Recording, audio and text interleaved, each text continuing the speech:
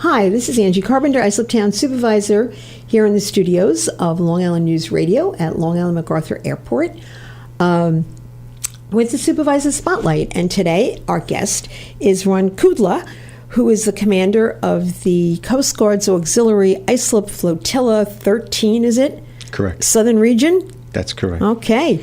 So tell us a little bit about the flotilla and how long you've been involved in it.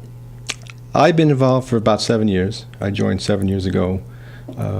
What we do is we basically promote recreational boating safety for the Coast Guard. That's one of our main functions. Which, we all know is so very, very important, and something I think we all focus on, especially this time of the year. The town did a boater safety press conference around Memorial Day weekend just to heighten awareness. And just 2 weeks ago, there was a boating safety press conference in Bayshore at the marina down by Nicky's on the Bay. Gina Leineck, who lost a daughter in 2007 to a terrible boating tragedy, has sort of made it her mission to promote boater safety. And, that was what that event was all about. So, it's made me a little bit more sensitive than I might have been in the past, having heard her story and having met, the flotilla, the members a couple of months ago, and seeing how passionate you guys are about what you do and how really important it is to get that message out of boater safety. But then you guys do something more because you offer safety checkups for boats. So tell us about that.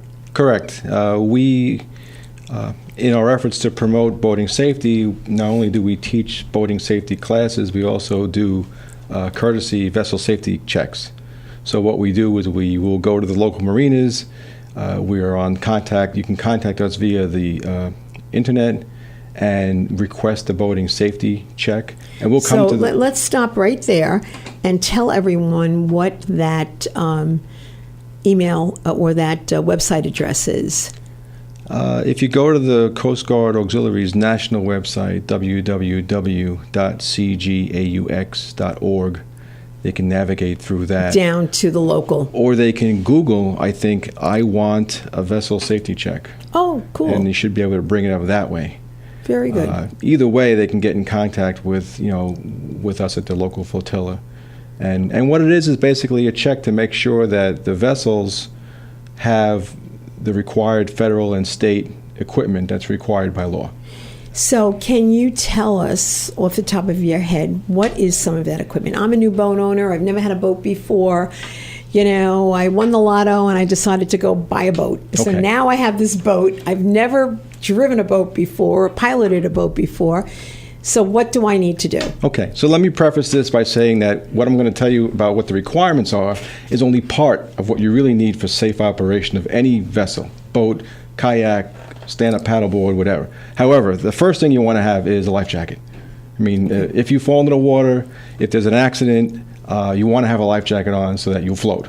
So I think the biggest message that we can hopefully share with everyone and hopefully get them to remember and take away from this is that you're on a boat, you better have a life jacket on, no matter how great a swimmer you are, no matter how terrific it looks like it's out there, the bay is calm and nothing's happening, that can change in an instant. Absolutely. And everyone on your boat needs to have a life jacket on. You need to have a life jacket for everybody on the boat. It has to be the proper size. If you have children, they have to have child-size life jacket that will fit them. They have to be wearing them if they're children under 12 years of age or 14 years of age in New York State. But it's important that you have them. And it's important that you have them at arm's reach if you're not wearing them. We prefer you wear them because like a seatbelt on a car, you put your seatbelt on, everyone is so accustomed to doing that now. When you get on a boat, there are no seatbelts. Right. There are no traffic lanes, there are no traffic lights, there are no, so it's very chaotic out on the water on a boat, whether you're in a kayak, a sport fisherman or a runabout or any old boat. So it's important that we would prefer you wear them. Just God forbid you fall in the water. You could hurt yourself just falling off the boat, banging into the windshield if you hit something. Right. If you hit a rock underneath the water or submerged piling or another boat, you're going to stop. The boat's going to stop, and you're going to keep going forward. Right. So the life jacket can afford you some protection. So if you break your collarbone or your arm or your leg or something like that, at least you'll float. You won't have to rely upon being a strong swimmer to stay afloat in the water. So that's the most important thing that you need to have. Okay, so the life jacket. So I have life jackets for everybody. Right. Now what? Life jackets, you got to have distress signals, some form of telling somebody you're in trouble. Mm-hmm. So for most boaters, they have to carry either handheld distress flares, or you can carry they sell an orange distress flag. It's an orange flag with a black square and a black circle, and that's an international distress signal. If it's nighttime, you can carry an SOS light, mm-hmm. or use the flares, that you can get at any marine store or any boatyard that would probably sell them for you. But you got to have some ways of calling attention to yourself. You got to have a whistle or a horn. Some way of making a sound-producing device to let people know that you're maybe in danger or in trouble or in need of help. You got to have your navigation lights on your vessel. If you have to have them working, so that even though people say I'm only going to be traveling during the day, I said, well, you need to have them on during periods of reduced visibility, in the fog, in thunderstorms. So you need mm-hmm. to have them working, just like we have our headlights on now in the rain. Right. You got to have your navigation lights on. Kayakers got to have a flashlight that can shine a white light. That's what the navigation rules say you have to have if you're in a vessel powered by oars or paddling. So they need to carry a flashlight at night if they're going to go out, so they can make a signal at night to warn other boaters that they're there. And I would imagine that with kayakers and paddle boards now that you see, that a lot of times they're in areas that are a little bit more remote. So it seems that it's even more incumbent upon them to have these safety mechanisms in place. Correct. Kayaking, paddle sports, stand-up paddle boards are becoming more and more popular. People are traveling into more remote areas to use them on the mm-hmm. local streams, where you won't find, the Coast Guard boat going by, Coast Guard or the right. police, or right. So if they get into trouble, if they fall off their boat and they can't get back on, and they get hurt, they need to have a way of calling for help. So obviously, we if you're on the water, we want you to use a VHF radio. Mm-hmm. Again, it's not required by law to have a VHF radio on your boat, but again, the stuff that you're required to have is only part of what you need for safe operations. So if you have a VHF radio, the Coast Guard has direction finding ability, and it will work, even if it gets wet. When you say that these things are not required, I remember at the press conference a couple of weeks ago that there seemed to be a drive to put more regulations in place for boating. Why is it that some of these very common sense things are not in place for boating? Well, I really can't answer that. You can't answer that. We would like to see, I think our organization would like to see life jackets required to be worn, just like seatbelts are required to be worn. It just seems to make all the sense in the world. It would save so many lives, right? Because so many people that drown or have boating accidents, like the statistics say 80% of fatalities are people that drown. Of those 80% that have drowned, 85 or more percent of those people weren't wearing a life jacket, even though they had them on the boat.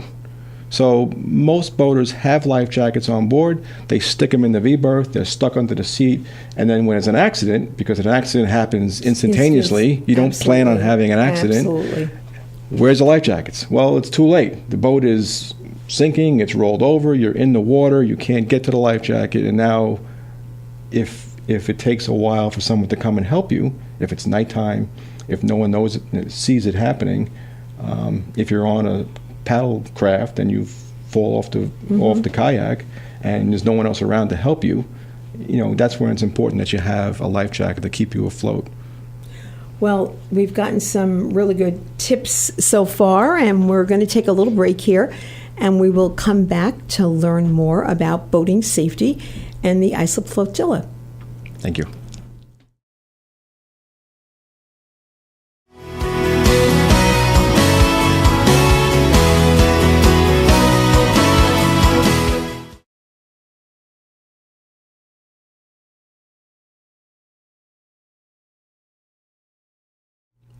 This is Angie Carpenter. Welcome back to Supervisor Spotlight. I'm in the studios here at Long Island MacArthur Airport with Ron Kudla, who is the commander of the Islip Flotilla of the United States Coast Guard Auxiliary.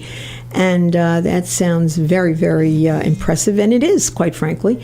The mission of your organization to really help the boating public out there, and given the fact that our town of Islip, the entire southern border, is either on the bay or the ocean, and we have so many people that really enjoy recreational boating, and organizations such as yours that help promote safety are really doing a wonderful service, and we're most appreciative of it. And hopefully this exercise today will help get that word out. We were talking about life vests, and I just couldn't believe the statistic you shared about 80% of the drownings, 85% of those people did not have life vests on, that could have been saved. So let's continue with some of the things that you need to have. You said the VH radio, the flares, flashlights, things so that if there is an accident, you can get your message out that it's okay, where you are, and to get that assistance. And I don't imagine you can rely on your cell phone. Correct. Self-service on the water is not reliable. Anybody who's been to the beach knows they Right. can't use their cell phone that reliably. Right. So you shouldn't rely on a cell phone to call for assistance. Number one, you're going to get the 911 operator who's going to have to dispatch you to the Coast Guard or to the Marine Bureau of the town or the county, and that's going to delay your response time. If you call on a VHF radio, it's like an open line. It's a radio. Everybody that has a radio hears it. So if I call a Mayday, I'm sinking, someone's injured, the person. So every boater around, everybody who has a radio is going to hear it. And you tell them where you are. So again, if you're on a radio, if you have a VHF radio, the most important thing to get out, where are you? How many people are on board? And what's the nature of your problem? Because they can't help you if they can't find you. And I think that from what I have seen, and we've never had a boat. My sons are both boaters and have boats. But from what I've seen, there really is a tremendous sense of camaraderie and wanting to be there to help one another. So this idea of making sure you have that radio so that there is a problem, you're almost guaranteed that somebody's going to hear you and respond. Correct. Maritime law requires that captains of vessels assist in any way that they can, as long as they don't endanger themselves or their vessel or their crew.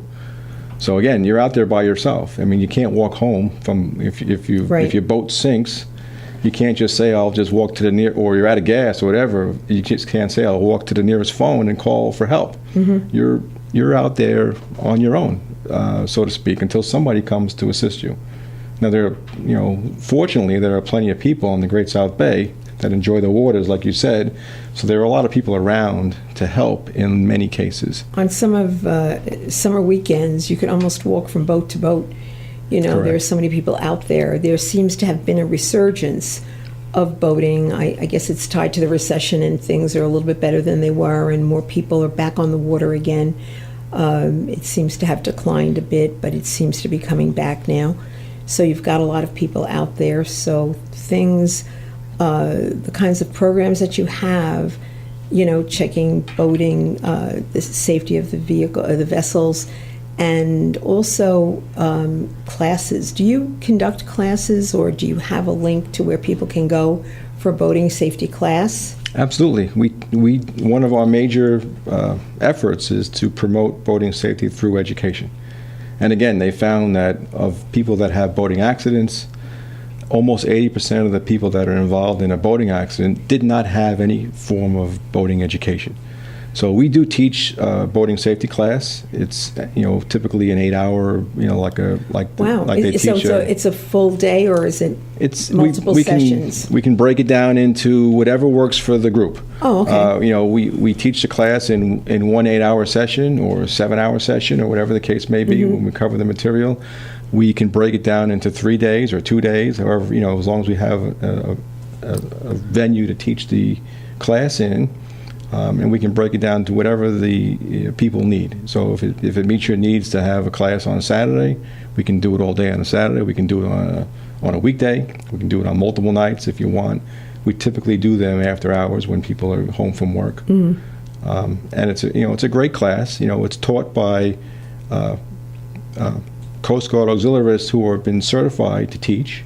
Okay, so the teachers are certified. Many of us, a lot of us, are highly trained.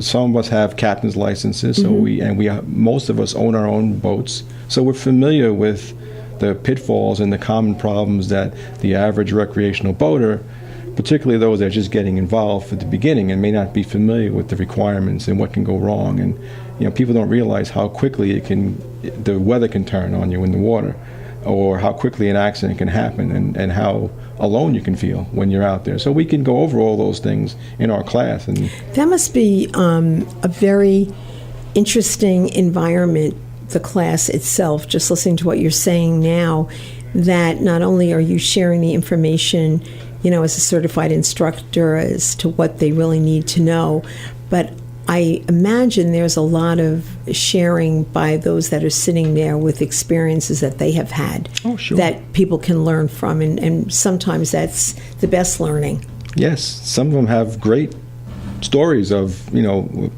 sometimes they're tragic stories, or stories where they've had accidents with happy endings, or they said, thank God I had this, or thank God I had my life jacket on because I wouldn't be here to tell the story. Or thank God, that has got to be so powerful to have someone, from life experience say, had I not done this, I wouldn't be here to tell the story. Right, correct. Yeah. Or getting caught in bad weather, high seas. How do you handle the boat? What do you do when you get, when suddenly, the wind picks up, it's blowing 30, 40, 50 miles an hour, and just a half an hour earlier it was a beautiful sunny day. Again, check the weather before you go out, so you make sure that, if there's a chance of thunderstorms, you be aware of that and know what that means. A thunderstorm can develop, 50, 60 mile an hour winds, and it can go from a beautiful day on the water to, a very difficult time. Yeah, an ominous kind of... Yeah, if you're not prepared. Yes. And I would imagine that, experience has a lot to do with it too. The boat owner that I would have been with the new boat that just got the life jackets, and now I'm signing up for a class. But certainly I would not be someone that would want to go out, very far initially until you start feeling comfortable and having that confidence. Right. That Absolutely. You know what you're doing. Yeah, experience does help. Yeah. Especially if you're on the water. So until you get your feet wet, so to speak, and experience some weather, you want to go out, and as you get more and more experience, you may feel more comfortable going out on a more windy day. But a lot of people choose to stay home because it's just not, it's hard to handle the boat in the wind. There's no brakes on a boat. You can't stop a boat. So when you're drifting towards a dock, you can't just say, I'll just stop like on my car, and I'll get out and figure out how to get out of this situation, how to stop from hitting something. On a boat, it's not going to stop. So if you don't have time to think. So it takes a lot of experience, and you never stop learning. I mean, I've been boating with my parents since I was like 8 years old. Wow. Right. So it's been a long time, and I still learn stuff. That I can't dock my boat. So sometimes. that's really good for people to remember, that no matter how long you're boating, you're not invincible. Correct. That there's always something new to learn. Absolutely. And, you could be a victim very, very easily, no matter how experienced you are. Case in point, I was just reading yesterday, there's a Coast Guard station down south where the Coast Guardsmen were off duty. They went scuba diving 8 miles off the ocean. The anchor line broke on their boat. When they surfaced, the boat was 3 miles away. Wow. Now, fortunately, they followed. You know what? This is going to be a cliffhanger. Because we're going to take a break, and you're going to come back and find out what happened when they were 3 miles away and popped up their heads out of the water. Thank you for watching. We'll be right back.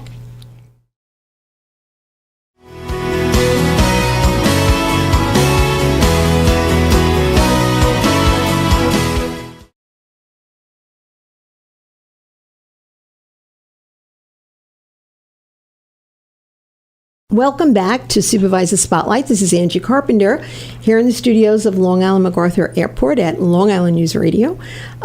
With us today is Commander Ron of the Islip Auxiliary, Coast Guard Auxiliary, the Islip Flotilla. And you were sharing with us a story that just broke a couple of weeks ago. Very, very experienced Coast Guard members. And go ahead, finish. Tell us what. And I didn't get this during the break, so I'm going to be surprised like you are. Okay, they were scuba diving in the ocean about 8 miles off. They heard a loud bang while they were on this wreck diving.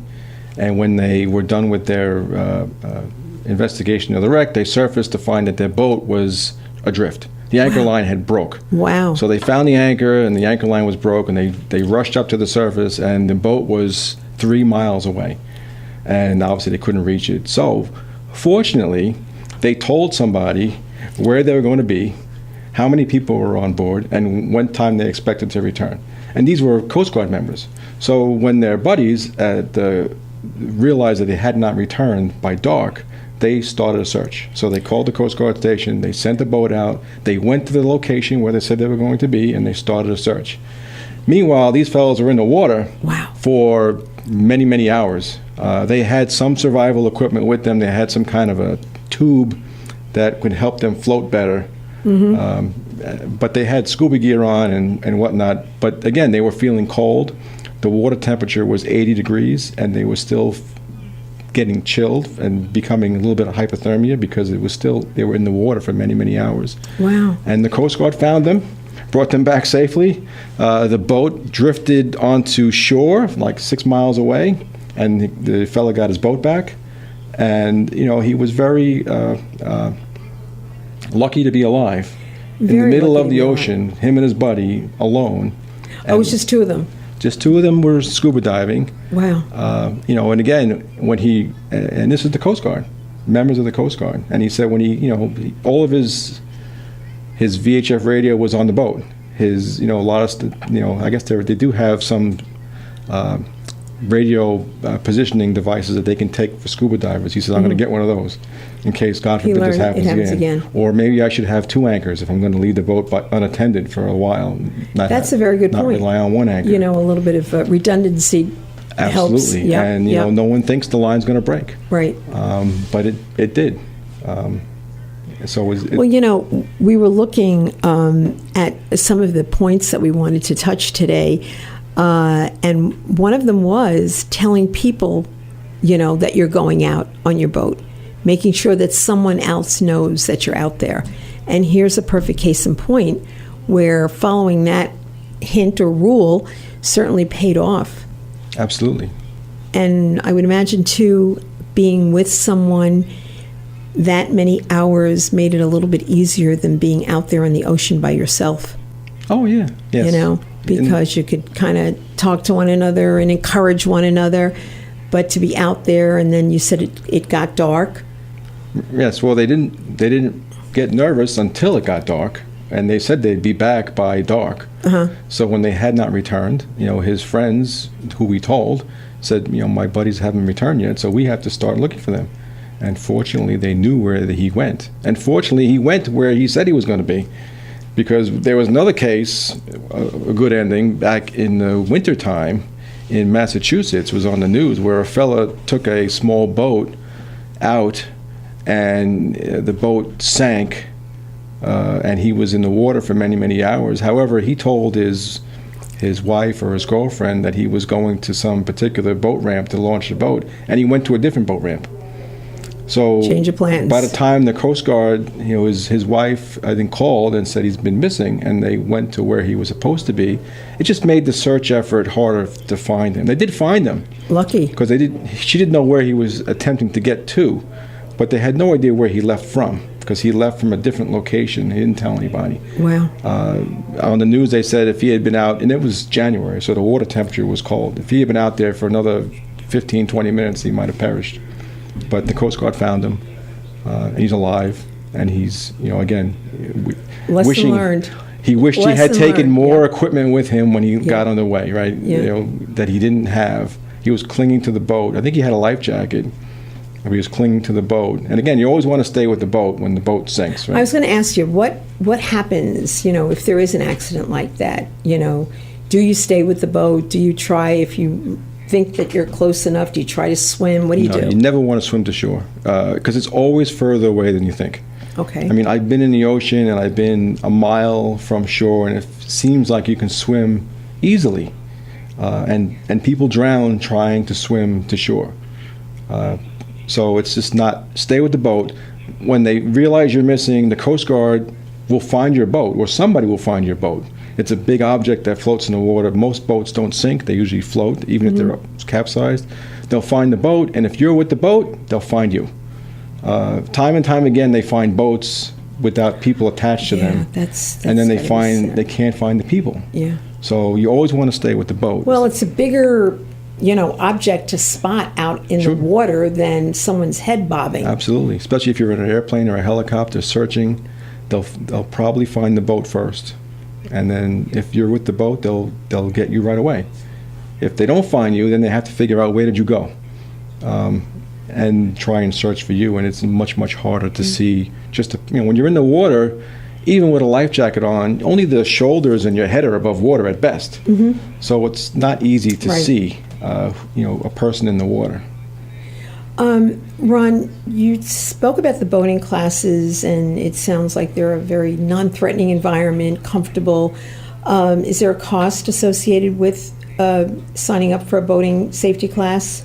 We have a nominal charge, anywhere from, usually you can get a boating class anywhere from $30 to $50. Okay. We give discounts for families if you're going to have, Oh, that's good to we know. encourage everyone to take the class, not just dad, right? Have mom and dad and the kids, and we give you the book, materials? the course material. So we have to buy the material that we pass pass that's a lot of very that cost reasonable. on It's to something that they can have going forward to refer to. Do they get a certificate of Correct. some sort? You get a completion certificate that says you've completed the course. By the way, if you're going to be operating a jet ski, you're required to take some form of boater education in order to operate a jet ski in New York. So, and if you're a younger boater, the younger people have to have them now. Yeah, I understand that if you were born after a certain date, you were Correct. required to have. The new state law, I think, requires anyone born after 1996, I believe. Right. Yeah, I remember hearing that, and I think part of the initiative that Gina was talking about was trying to get the boating safety classes mandated for everybody, not just someone, who's younger. That there are people out there like myself who might decide to get a boat, and I would not be required. Not required, but it's always a good idea. Absolutely. And we've had people take the classes that say, I've been boating for 30 years, and I learned something new. Oh, We've had licensed captains take the class with their children and say, you guys did a really nice job, and you taught a lot of nice things. It's taught by Long Islanders, for Long Islanders, so we're familiar with the area. We know the pitfalls and what goes on. We know the waters that you're going to be operating your vessels and your boats and your kayaks, and we've done it. Right. We've operated our own boats there, so we know, we can assist them with other questions about the local area. Well, we're very, very lucky, the residents of the town of Islip, that there are people like you and the members of the Flotilla who are more than willing to share, this information and provide this service to our residents. There are many things that, we try to do as a town, and certainly we're going to make a more conscious effort to publicize this information. We'll put it on our website and really perhaps if you have pamphlets, I don't know if this is already happening, but if not, when people go down to get their marina permits, that we should have your pamphlets available so that people can, know right then and there that there is, this service available, and we too can be encouraging them to sign up. So in any event, it's time to wrap up. I thank you so much for coming and sharing this information.